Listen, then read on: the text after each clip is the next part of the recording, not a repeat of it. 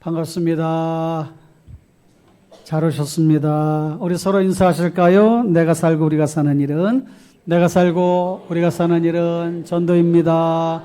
은혜 받고 전도합시다. 할렐루야. 그래요. 진짜로 잘 해주시길 바라요. 오늘은 성도의 경쟁력 24번째 거룩한 책무, 이런 제목으로 말씀을 함께 보려고 합니다. 선거용지 부족 사태로 일부 유권자들이 선거를 하지 못하는 초유의 사태가 발생하여서 선거관리위원회를 향한 비난도 쏟아지고 있고, 정부가 국회를 향하여 확실하게 문제를 해결하라, 이런 요구도 거세지고 있습니다. 뉴스를 듣다 보니까 정말 총체적인 난국이 아닐 수가 없습니다. 개표 후에 득표수를 입력하는 과정에서 이 후보자들에게 정확하게 입력을 해야 되는데, 반대 사람에게 투표수를 더 거기다가 올리고 여기는 또 내리고 막 이래서 혼란이 또 있었던 것 같습니다. 그래서 바로 잡긴 했지만 이런 일도 일어나다 보니까 국민들이 막 또 이게 도대체 무슨 일인가 이런 생각도 들고, 어떻게 이렇게 선거 관리가 허술할 수 있나 또 이런 또 생각도 갖게 되는데, 인력 부족의 문제도 있을 것이고, 또 관리 체계, 조직적인 그런 관리 어떤 체계 부재로 인한 이유도 있을 것인데, 결국은 사람이 맡은 역할을 제대로 하지 못해서 그런 일이 일어난 거지요. 각자에게 주어진 역할을 충실하게 하고, 또 그런 것들을 잘 정비를 하고, 그것이 다 또 해야 될 그런 사명 아니겠어요? 이렇게 자신에게 맡겨진 일들을 잘 감당하지 못할 때는 여러 가지 문제들이 발생하게 됩니다. 어떤 경우에는 인명피해도 발생하게 되고, 어떤 경우에는 경제적인 그런 손실도 발생합니다. 심한 경우에는 그 공동체 전체가 위기에 빠지는 그런 상황도 일어날 수가 있어요. 어느 공동체든 어느 사회든 책임감이 투철한 사람, 사명감이 분명한 사람, 자기 맡은 일에 최선을 다하는 사람들을 필요로 합니다. 교회도 예외가 아니에요. 교회도 자기 맡은 일에 책임을 다하는 충성스러운 일꾼이 필요하지요. 여러분은 그런 분이시죠? 왜 대답들을 안 하셔? 여러분도 다 충성스러운 그런 하나님의 일꾼인 줄로 믿습니다. 그런데 교회를 맡은 분들에게 딱히 보상이라고 하는 것이 없어요. 그저 잘한 분들에게 아이고 수고하셨습니다, 잘하셨습니다, 이렇게 칭찬해 주는 정도, 또는 밥 한 끼 이렇게 대접하면서 아이고 수고하셨습니다, 또 힘내세요, 앞으로도 잘해 주세요, 격려해 주는 순간이 있거나, 아니면 또 작은 선물을 이렇게 전해주면서 아이고 수고하셨다고 위로해주는 그 정도지. 그래서 교회를 할 때에 그 일하는 사람들의 수고를 기억하면서 우리는 헌신이라고 하는 단어를 씁니다. 헌신. 정말 헌신하셨다, 헌신적인 일꾼이다, 이런 말을 하잖아요. 고린도전서 3장 8절에 보니까 심는 이와 물 주는 이는 한 가지이나 각각 자기가 일한 대로 자기의 상을 받으리라 그랬어요. 그러니까 상을 받는 게 분명해. 그런데 언제 누구한테 받습니까? 이 세상에서 받는 게 아니에요. 하나님 나라에 가서 하나님 아버지께로부터 받는 것입니다. 그래서 성도들은 대부분 열심으로 봉사하고 나도 이 세상에서 받을 상에 대해서는 그렇게 별로 관심을 보이지 않아요. 오히려 하나님께서 어떤 상을 주실까, 하나님께서 어떻게 칭찬하실까, 그거에 더 마음을 쓰고 관심을 기울이고 하나님께 칭찬 듣기 위해서 수고하고 애쓰는 거지요. 이 세상의 삶은 잠깐이고 하나님 나라의 삶은 영원한 것이니 천국 가서 받는 게 훨씬 좋습니다. 할렐루야. 여러분도 하나님 앞에 가서 칭찬 듣고 상급받을 그 일을 기억하시면서 주어진 일들을 또 잘 감당해 가시기를 부탁을 드립니다. 성경 말씀을 살펴보면 책임에 관한 말씀을 자주 보게 돼요. 고린도전서 4장 2절에 보니까 맡은 자들에게 구할 것은 충성이라. 책무에 관한 말이죠. 마태복음 3장 10절에 이미 도끼가 나무 뿌리에 놓였으니 좋은 열매를 맺지 아니한 나무마다 찍혀 불에 던져지리라. 나무의 책임은 열매 맺는 거예요. 과수나무는 열매를 잘 맺는 게 과수나무의 책임이에요. 그렇지 않으면 찍어 던진다 그랬는데 우리 역시 열매 맺지 않으면 하나님께서 심히 책망하시고 찍혀 불에 던지는 그런 일도 일어나게 된다는 거지요. 고린도전서 10장 31절에 보니까 너희가 먹든지 마시든지 무엇을 하든지 다 하나님의 영광을 위하여 하라. 이것도 책무에 관한 거예요. 하나님께 영광을 돌리는 삶을 살아가는 게 네가 먹고 사는 그 이유와 목적이다. 이렇게 말씀하는 거예요. 성경 속 인물 중에는 특히 책임감이 투철했던 사람들이 많이 등장합니다.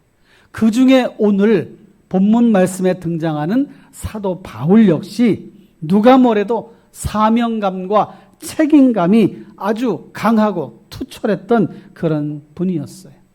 실제로 그 일을 잘 감당을 했지요. 오늘 말씀은 사도 바울이 밀레도에 있는 교회의 장로님들을 불러 고별 설교를 하는 내용을 담고 있습니다. 사도 바울은 아주 비장한 각오로 모여있는 장로님들에게 설교를 하면서 당부를 하면서 말씀을 전하는 거지요. 내가 아시아에 들어온 첫날부터 한결같은 마음으로 사역에 임했다. 겸손과 눈물로 섬기며 시험을 잘 참아냈는데 좀 그것을 기억해 주셨으면 좋겠습니다. 그 얘기를 하는 거예요. 18절부터 38절까지 내용이 다 그 내용인데 교회 유익을 위해서는 내가 거리낌 없이 회개를 외치고 믿음을 증언하였습니다. 예루살렘에 가게 될 때 잡혀가게 될 위험도 있고 환난도 나를 참으로 기다리고 있는 상황인데 그럼에도 불구하고 나는 목숨 걸고 이 일을 완수하기 위해 가겠소. 그리고 이제 여러분들을 다시 보지 못할 수도 있으니 이것이 마지막 날이 될지도 모르겠소. 그러면서 지도자들에게 하나님께서 피로 값주고 세운 이 교회를 책임지시오. 잘 보살피시오. 교회를 위험에 빠뜨릴 사나운 일이들도 달려들 텐데 그걸 잘 분별해서 막아내야 됩니다. 그리고 어떤 사람은 자기 욕망에 이끌려 교회를 어지럽히는 일들도 있을 텐데 그것도 주의 깊게 바라보시고 경계하시고 경고하시기를 바랍니다. 그리고 내가 3년 동안 가르쳤던 수고가 헛되지 않도록 잘 맡아서 해주시기를 바랍니다. 그리고 수고를 많이 하셨는데 주는 것이 받는 것보다 복이 있다고 했으니 여러분들도 그런 마음을 가지고 봉사하십시오. 이렇게 이야기하고 난 다음에 거기 있던 장로님들이 다 사도 바울을 이렇게 껴안고 포옹하면서 눈물을 흘리면서 다시 볼 수 없다는 것 때문에 안타까워하고 서로 격려해주는 그런 시간을 가졌던 거예요. 힘내세요. 사도 바울님. 하나님이 지켜주실 것입니다. 건강하세요. 서로 이렇게 이야기하는 그 내용을 이렇게 오늘 말씀해 놓고 보니까 참 이 말씀이 이런 상황이 너무도 참 아름답고 서로를 위해서 기도해주고 격려해주고 지지해주는 이 모습이 얼마나 귀한가. 그럼에도 사도 바울은 끝까지 사명을 다하겠다. 그래서 오늘 본문 말씀 중에 24절 말씀이 더 마음속에 와닿잖아요. 24절 말씀을 보면 내가 달려갈 길과 주 예수께 받은 사명 곧 하나님의 은혜의 복음을 증언하는 일을 마치려 하면은 포기하지 아니하고 마치려 하면은 주 예수께 받은 사명 이 일을 마치려 하면은 나의 생명조차 조금도 귀한 것으로 여기지 아니합니다. 이렇게 이야기를 하는 거예요. 저는 이 24절 말씀이 마음의 울컥함을 또 느끼게 하고 또 이 말씀을 보면서 큰 또 도전이 되는 그런 말씀으로 받았습니다. 여러분은 어떠십니까? 24절 말씀, 내가 달려갈 길과 주 예수께 받은 사명, 하나님의 은혜의 복음을 증언하는 일을 마치려 하면 내 생명을 조금도 귀한 것으로 여기지 아니하겠소. 정말 목숨을 걸고 최선을 다하여 사명을 감당하려는 그런 사도 바울의 그 애절한, 그 간절한, 그 마음의 복음에 대한 뜨거운 열정, 이런 것을 느끼는 그런 말씀이 아닐 수가 없습니다. 사도 바울과 같이 우리는 하나님께로부터 받은 거룩한 사명, 책무가 있습니다. 거룩한 책무라는 표현보다 거룩한 부담이라고 하는 말을 더 자주 쓰긴 하는데, 사실 부담이라고 하는 말은 어떤 일이나 의무, 책임 따위를 떠맡는 것을 말해요. 감수해야 할 일, 의무, 책임을 말합니다. 그래서 부담이라고 하는 말은 아무리 그 앞에 거룩한이라고 하는 단어를 붙인다 해도 부담스러운 것이 사실이에요. 하나님께서 명령하신 것이니 거룩한 부담, 이렇게 표현할 수는 있지요. 그래도 부담은 부담인 것입니다. 이와 달리 거룩한 책무라고 하는 이 책무라는 단어는 당연히 맡아서 해야 할 책임이나 의무를 뜻해요. 그래서 저는 개인적으로 거룩한 부담이라고 하는 표현보다 거룩한 책무라고 하는 단어를 쓰는 걸 더 좋아합니다. 왜? 당연히 해야 되는 일이기 때문에. 교회를 감당하고 할 때 어떤 일은 과중하기 때문에 부담이 될 수도 있어요. 틀림없이. 그런데 그보다 마땅히 감당해야 될, 당연히 해야 될 책무라고 할 때 그 마음가짐이 또 달라지지 않을까? 이런 생각으로 저는 거룩한 책무, 이런 표현을 선호합니다. 사랑하는 성도 여러분, 하나님 우리에게 맡겨주신 이 거룩한 책무, 그것이 어떤 것인지를 곰곰이 생각해 보고 나는 잘하고 있나? 하나님께로 칭찬드릴 만한 모습을 가지고 있나? 한번 생각하는 그런 시간이 되시기를 부탁을 드립니다. 지난 5월 19일 날 낮 12시쯤 강원도 강릉의 한 카페에서 강릉 아산병원에 근무하는 간호사 두 분이 차를 마시고 있었는데 그 카페의 창 너머로 보니까 갑자기 오토바이 한 대가 쓰러지는 거예요. 오토바이 탄 운전자가 쓰러져 있는데 순간적으로 예사롭지 않다 싶어서 이분들이 차를 마시다 말고 둘이 쏜살같이 나갔어요. 달려갔더니 이 의식을 잃고 쓰러져 있는 거예요. 그래서 위급 상황인 것이 직감하고 심폐소생술을 막 하는 거예요. 그리고 119에 신고를 하고. 그런데 마침 건너편에 119 차가 이렇게 지나가다가 그 광경을 보고 유턴해 와서 같이 심폐소생술하고 그 다음에 심장 박동기를 사용해서 이 오토바이 운전자를 구해내냈다는 거예요. 잘했죠? 아유, 참 잘했어요. 누가 시켜서 한 게 아니에요. 직감적으로 이거 위험한 사람이다. 위험한 상황이다. 그게 책무예요, 책무. 누가 이걸 하라고 한 게 아니에요. 자신들이 생명을 살리는 종사하고 있는 간호사로서 이건 우리가 해야 될 일이다. 그렇게 생각을 했다는 거죠. 그런가 하면 지난주에 방송을 보니까 80대 아버지를 병약해서 누워있는데 요양보호가 필요하잖아요. 그래서 요양보호 사람분이 와가지고 하는데 그냥 그 아버지를 막 그냥 학대를 하는 거예요. 정서적으로, 신체적으로. 욕설도 하고. 함부로 하고. 알고 봤더니 그 아들의 사실혼 관계에 있는 그런 분이라고 그래요. 그래서 아들도 같이 있는데 아들과 똑같아. 아버지에 대해서 막 함부로 하고 막 욕도 하고 막 죽으라고 그러고. 결국 아버지가 돌아가셨어요.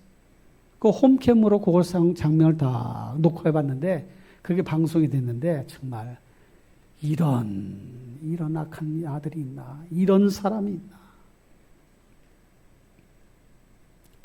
그 부모에 대한 책무, 또 부모는 자식에 대한 책무, 제대로 하지 않을 때 불행한 일이 일어나는 거예요. 사랑하는 성도 여러분, 우리는 누굽니까? 우리는 누굽니까? 하나님의 종들이요. 하나님의 거룩한 책임을, 사명을 맡은 하나님의 사람, 성도인 것입니다. 하나님 나라와 그의 영광을 드러내는 거룩한 사명을 받은 사람들이 바로 우리들이, 거룩한 책무를 가지고 있는 사람들이, 맡은 사람이 저와 여러분입니다. 누군가 해야 할 일, 반드시 해야 할 일, 하나님께서 주신 사명이라고 한다면 내 자신이 하겠다고 마음을 먹는 것, 이게 믿음이요, 충성심이요, 칭찬받는 종인 것이. 사랑하는 성도 여러분, 이런 마음을 가지고 나아가시기를 주님의 이름으로 축원합니다. 할렐루야. 신앙생활을 하다 보면 하는 일도 많고 해야 할 일도 많아요. 그만큼 책임져야 할 일이 많습니다. 예배 생활의 책무, 예배 생활 힘써야 돼요. 하나님을 예배하는 게 우리가 해야 될, 책임져야 될 의무인 것입니다. 하나님은 예배 받으시길 원하셔요. 예배하기 위해 우리를 창조하셨어. 찬송을 들으시려고 우리를 지으셨어. 전도와 선교의 책무, 땅끝까지 그 사명을 감당해야 돼. 헌금 생활의 책무, 마땅히 해야 될 일이, 봉사의 책무, 가르쳐야 할 책무, 누가 해야 합니까? 내가 해야 돼. 우리가 해야 돼. 그런데 여러분, 주목해야 될 점은 이런 일을 하다 보면 능력이 개발돼요. 할 수 있는 여건이 마련이 됩니다. 그러니까 못한다는 말 하지 말고 할 수 있어. 주님이 힘 주시면 할 수 있다고 이렇게 생각하면 실제로 그렇게 하는 능력을 주신다니까요. 할 수 있는 길을 열어 주신다니까요. 안 한다고 하면 능력도 없고 일도 없어요. 한다고 하면 능력도 생기고 일도 생깁니다. 못한다고 하면 능력도 개발되지 않고, 한다고 하면 할 수 있는 힘도 주십니다. 할렐루야. 지나온 세월을 돌이켜보면 우리는 이미 다 그렇게 쓰임을 받았어요. 하나님 앞에 그렇게 쓰임을 받았어요. 여기 우리 이제 찬양대원들이 자주 이제 모델이 되는데, 찬양대원들 이렇게 찬양하는 그 과정 속에 여기 와서 앉아서 찬양하기까지는 그만큼의 시간도 들이고 노력도 하고 그렇게 훈련도 하고 연습도 하고 그런 시간이 필요한 거예요. 지금 교회학교에서 봉사하고 있는 우리 선생님들도 그만큼의 시간을 들여서 아이들을 돌보고 관리하고 연락해주고 사랑을 쏟아야 가능한 거예요. 그 지나고 나니 아이고, 하나님이 감당할 수 있는 힘을 주셔서 여기까지 봉사를 했구나, 이런 생각을 하게 된단 말이죠. 우리는 이미 다 그렇게 쓰임받고 지내왔습니다. 그러니까 교회에 와서 은사도 받고 능력도 개발이 되므로 자신을 재발견하는 그런 경우도 생겨나요. 내가 이것도 했었어? 내가 이것도 했었네? 이것도 할 줄 아네? 내가 이렇게도 했었네? 그러면서 뿌듯해. 교회에서 봉사하고 나면 마음에 기쁨이 생기는 거예요. 야, 그래, 우리 옛날에 이렇게 열심히 했지. 옛날에 이렇게 봉사했지. 우리 나이 드신 우리 권사님들 신방 가서 얘기하다 보면 옛날 얘기들 많이 하시잖아요. 그때 목사님, 우리가 그때 막 수련회 아이들 데려갔는데 그때 밥을 해주는데 막 그냥 200명씩 150명씩 막 밥을 해주는데 얼마나 밥을 하는데 땀이 나고 힘들었는지. 그런데 아이들 밥 먹는 모습 보면 기쁘다는 거예요. 기쁘다. 그런 지나온 세월을 보니까 참 감사하다. 그런 이제 간증들을 하시는 거예요. 사랑하는 성도 여러분, 언제부터 우리가 잘했나? 언제부터 할 수 있었나? 순종했을 때. 순종했을 때, 그때부터 잘한 거예요. 그때부터. 왜 아멘들을 안 해? 순종할 때부터 잘하는 거야. 할렐루야. 그러니까 여러분, 이걸 꼭 기억하시길 바라요. 하나님께서 어떤 일을 하라고 말씀하시면, 누구를 통해서 어떤 일을 여러분들 요청을 하시면 순종해 보세요. 그러면 그때부터 할 수 있는 힘도 생기고, 여건도 주시고, 환경도 주시고, 물질도 주시고, 능력도 주십니다. 할렐루야. 그러므로 오늘 말씀을 들으면서 나도 할 수 있다, 나도 해야겠다, 이런 마음을 마음속에 가득가득 채워가시기를 주님의 이름으로 축원합니다. 거룩한 책무를 잘 수행해 가면 이것이 성도의 경쟁력이 돼요. 왜냐? 여건도 주시니까, 할 수 있는 힘도 주시니까, 지혜도 주시니까. 그러니까 교회에서 일 잘하는 사람은 세상에 나가서도 일을 잘해요. 할렐루야. 그래서 역시 믿는 사람이야, 역시 기독교인이 일을 잘해, 이런 생각을 하게 되고 그런 말을 듣는 것입니다. 할렐루야. 그러니 여러분, 거룩한 책무를 잘 감당할 때 그것이 여러분들의 삶의, 사역의, 인생의 선한 경쟁력이 된다는 것을 기억하시고 잘 감당해 가시기를 축원합니다. 교회는 일꾼이 필요해요. 일꾼. 추수할 것은 많되 일꾼이 적으니 일꾼을 보내주옵소서 하라. 주님이 하셨잖아요. 그래서 우리는 부지런히 기도해야 돼. 하나님, 일꾼을 보내주시옵소서. 그런데 거기다가 붙여야 돼. 주님, 일꾼을 보내주시옵소서. 그리고 저도 일하겠습니다. 왜 아멘을 자꾸 안 하시려고 그래. 주여, 일꾼을 보내주시옵소서. 저도 일꾼이 되겠습니다. 할렐루야. 그래서 이사야 선지자가 하나님께서 누가 우리를 위하여 갈꼬 했더니 저요 그랬어요. 저요. 주님, 제가 하겠습니다. 제가 하겠습니다. 내가 여기 있사오니 나를 보내주시옵소서. 할렐루야. 여러분들 시험을 해보겠어요. 저요를 빨리 하셔야 돼. 아셨죠? 교회에 충성하실 자가 누구인가? 뭐 아멘이요. 그렇게 하지 말고 저요 하라니까. 다시 하겠어요. 다시. 들렸어. 다시. 누가 교회에 열심을 다하여 충성을 할까? 그 저요 해야 되는 손을 들고 해야지. 내가 하지. 다시 하겠어요. 다시. 누가 주의 일에 열심을 다하여 충성을 할까? 아유, 잘하셨어요. 원집사 잘하셨어. 아주 잘했어. 한 번 더 하겠어요. 누가 주님의 일에 충성을 하는 일꾼이 될까?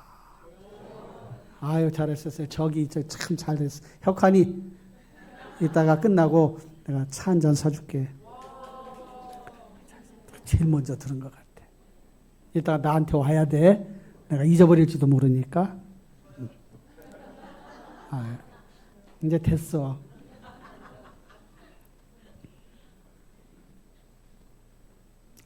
어차피 한 번 사는 인생이라고 그러잖아요. 한 번뿐인 인생. 지나간 시간은 다시 오지 않습니다. 지나간 과거는 과거일 뿐이에요. 그래서 천국에 가면 성도들이 안타까워서 이런 말을 많이 한다고 그러잖아요. 껄. 그때 헌신할 걸. 그때 좀 더 많이 드릴 걸. 그때 좀 더 일할 걸. 그래서 천국 가면 껄 그렇게 많이 한다고 그래. 여러분, 천국 가서 하지 말고 이 땅에서 잘하시길 바라요. 할렐루야. 잘하신 분도 많으신데 아직 좀 더 열심을 내셔야 할 분들도 있으셔. 함께 잘해 가십시다. 할렐루야. 어차피 써야 할 몸 다 쓰고 나면 낡아지는 몸이에요. 그래서 사람들이 그런 얘기 하잖아요. 오늘이 내 인생의 가장 젊은 날. 알기는 뚫어지게 하는데 일은 안 해. 오늘이 내 인생의 가장 젊은 날인데 그 시간도 그냥 보내는 거예요. 그냥 보내.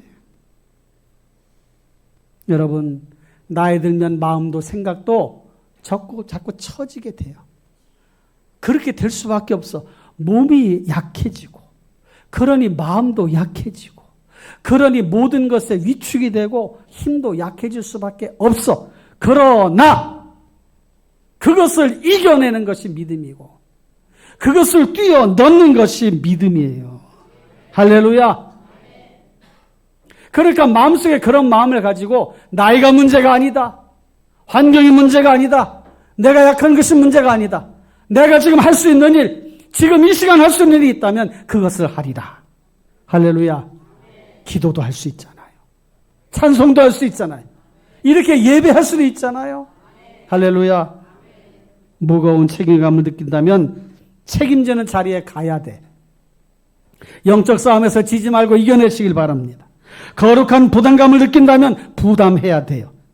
결단이 필요해.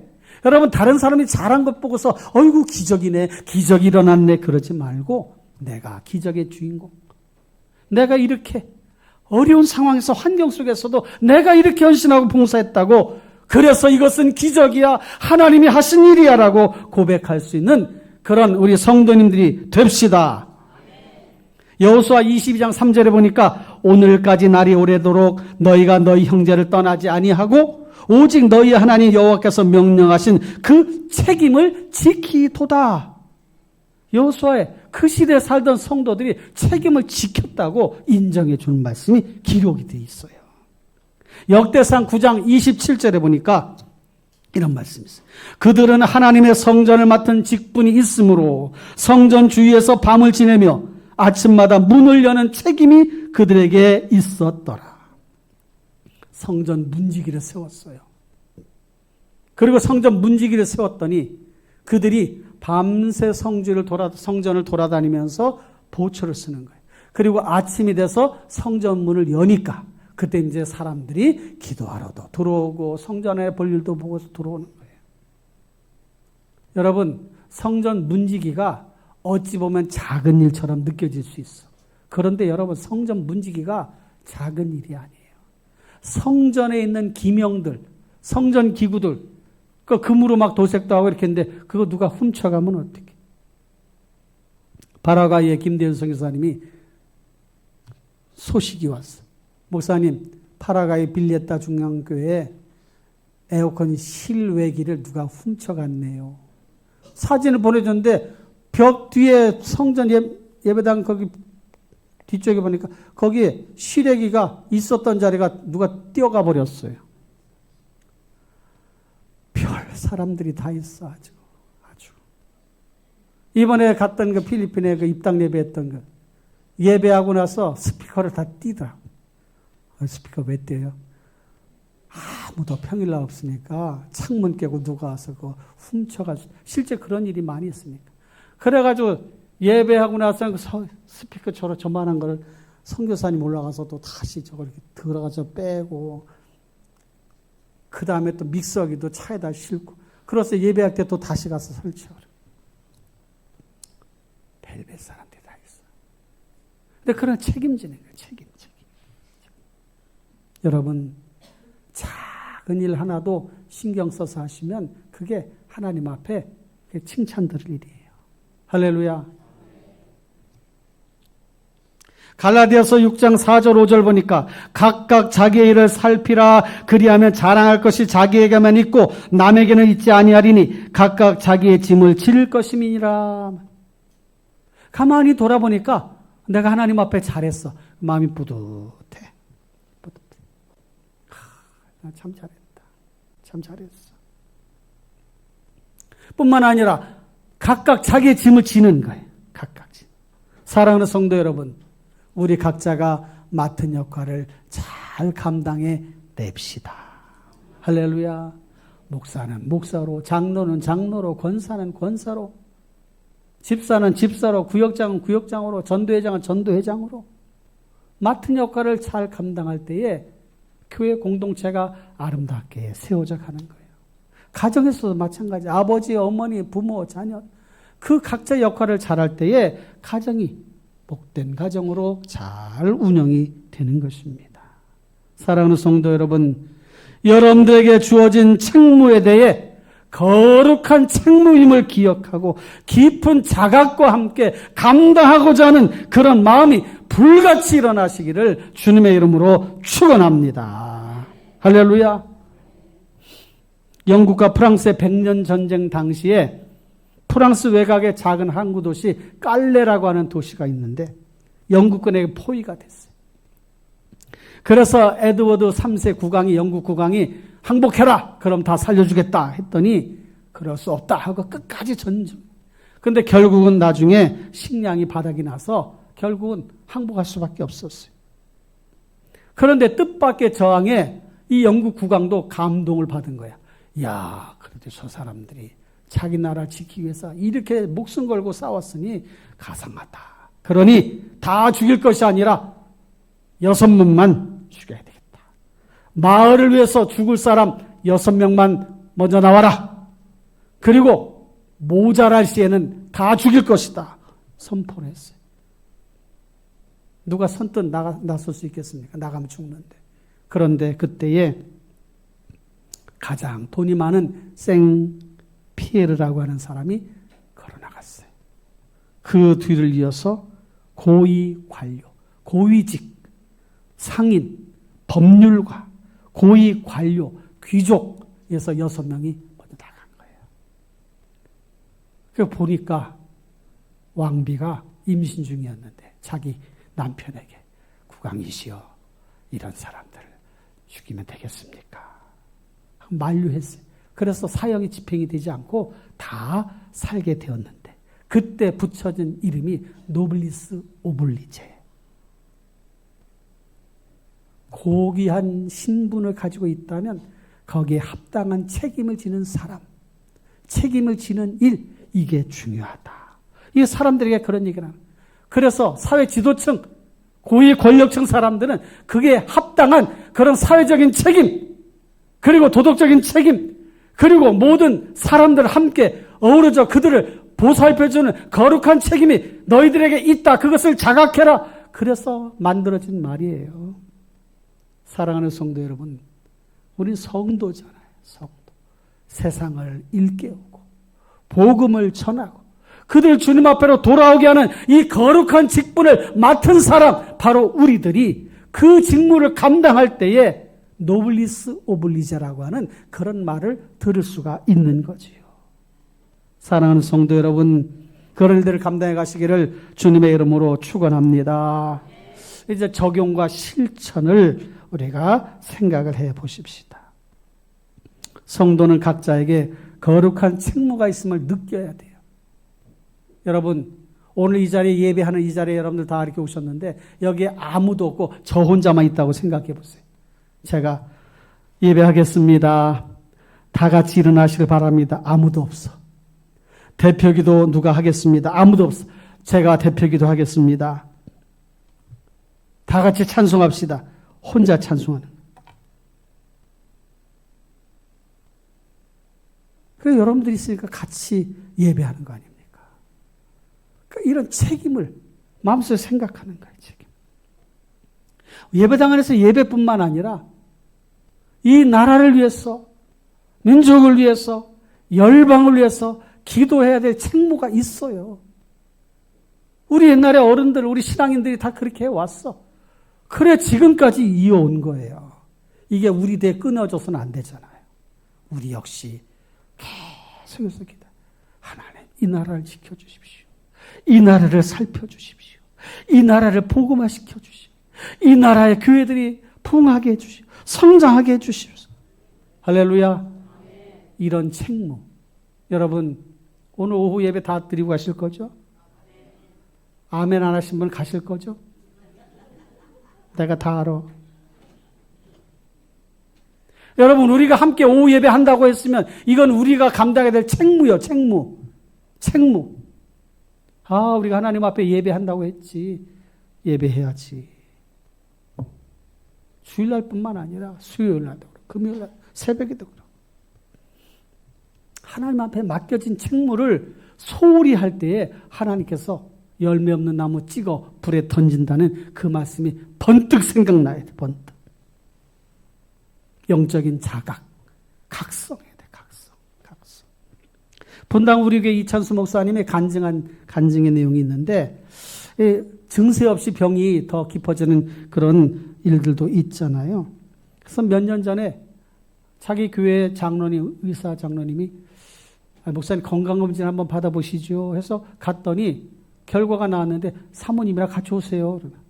가봤더니 심장으로 가는 혈관 3가닥이 있는데 그중에 한 가닥이 3분의 2쯤 막혔다는 거예요. 아이고, 그동안에 아무 증세도 없었는데요. 그 의사가 무통증 협심증입니다.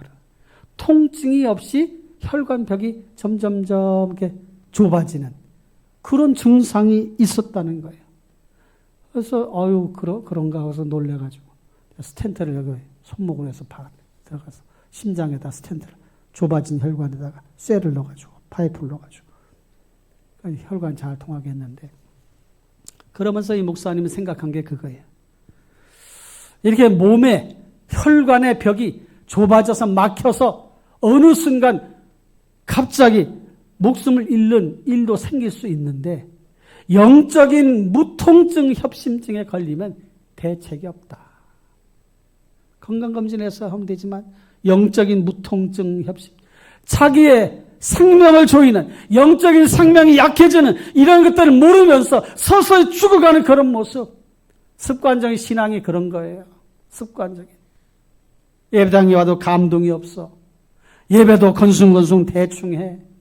기도할 때도 기도하는지 안 하는지 몰라. 딴 생각으로 잡념으로 가득 차 있어. 찬송을 부를 때도 네가 대신 불러라, 나는 좀 쉴게. 이렇게 한다면 이게 하나님 앞에 온전한 예배인가? 마음을 다, 힘을 다하여, 뜻을 다하여, 힘을 다하여 예배하는 거예요. 이 거룩한 예배의 책무가 기본이요, 기본. 할렐루야. 사랑하는 성도 여러분, 이런 일도 이루어가시기를 주님의 이름으로 축원합니다. 점검합시다. 나는 잘하고 있나?